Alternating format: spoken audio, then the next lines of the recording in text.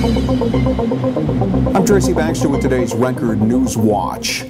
Threats that have been directed at several banks in the city of Port Jervis were being investigated today by city police and the FBI. That according to Mayor Kelly Decker. He said the threats are similar to others that have been made recently over the past several days at several other tri-state area locations. There was no immediate information available on the content of the threats. The police believe these are threats only. A full investigation is underway. Reporter Richard Bain is following up the story, and we'll have more here at Record Online.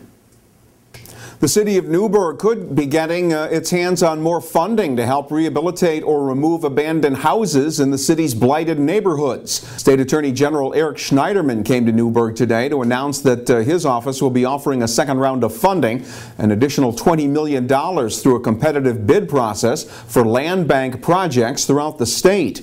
His announcement came on Landers Street in front of several vacant, dilapidated houses that members of the Newburgh Community Land Bank are planning to renovate into rental units and workforce housing, using $5 million that through donations grew out of an original $2.5 million land bank grant from the Attorney General's office. Schneiderman says the land bank initiative can be key in turning depressed neighborhoods around.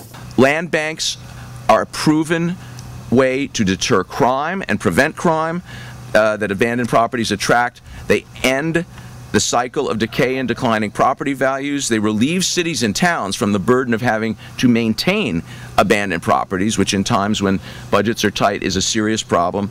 And they ensure that properties get back on the tax rolls and help communities recover. We immediately realized that if you live on a block with several abandoned properties, even if you kept your home, you are a victim of this crisis as well. Property values go down, crime goes up, and we're committed to working with folks like the great team you have in Newburgh to address that problem.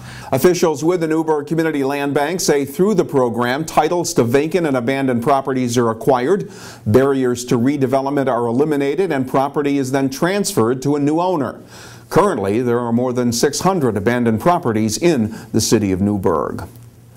Emotions ran high in the area recently when the story broke that members of a Town of Wallkill family were attacked by their pet pit bull dog. And the ongoing debate concerning that type of dog got the full attention of those at Pets Alive, the no-kill animal rescue sanctuary in the Town of Wallkill.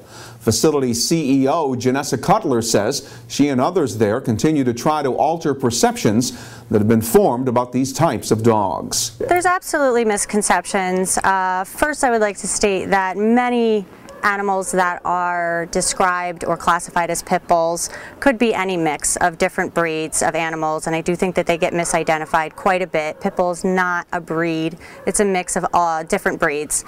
And of course it's incredibly upsetting to hear of any dog bite incident. We always talk about responsible dog ownership, being able to read the signs of your dog when they're stressed, making sure that you provide them a safe environment. I don't know the details regarding this situation. I can only speak to our organization and what we believe in. We don't want to feed into mass hysteria here. Pets Alive looks at every individual animal as an individual. We have pit bulls here that are incredibly sweet, loving, kind, would make amazing pets. We have some that would do better in a sanctuary environment, but we have that with all breeds and all size dogs. People certainly have the right to their own opinions, but we try and be here as a resource to show that, these animals are misunderstood. Cutler says Pets Alive currently has about 130 dogs ready and waiting to be adopted into loving homes, and they can always use volunteer help. They are located on Derby Road in the Town of Wallkill, and they can be reached at 845-386-9738. In Kingston, the police department's Special Investigations Unit has made another heroin-related arrest. Officers say the arrest of 29-year-old James Henry of Port Ewan capped a 3-month investigation that involved undercover officers buying heroin from Henry throughout the city. Henry was to be arraigned on felony drug sale charges. Arraignment proceedings are scheduled for August 14th for Jamal Salisbury, the 36-year-old New Windsor man who has been charged with stealing $24,000 worth of unemployment benefits. State police say Salisbury collected the money while he was working. He's been charged with the felonies of grand larceny and offering a false instrument for filing.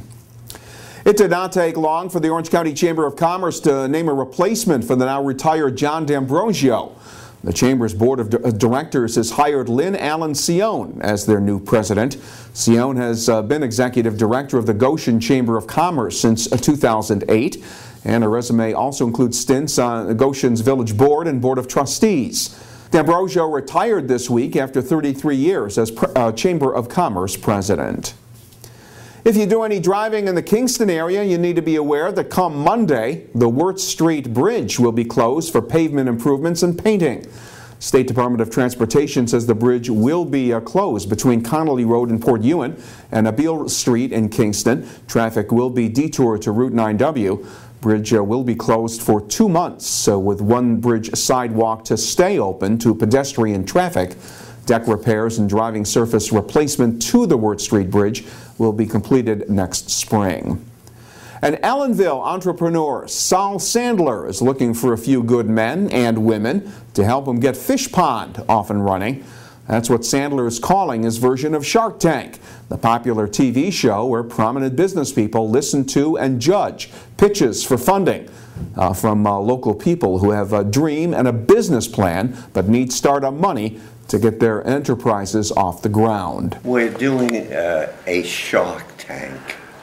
We're going to call it Fish Pond. And it's a story we're going to get people with money, 4 or 5 people with money, and people that need help in their business, financial help, imagination, business sense. And we're going to try to help people that need help in the business world. 86-year-old Sandler is a man who's made his mark, bringing several area resort and hotel properties back to life during his career.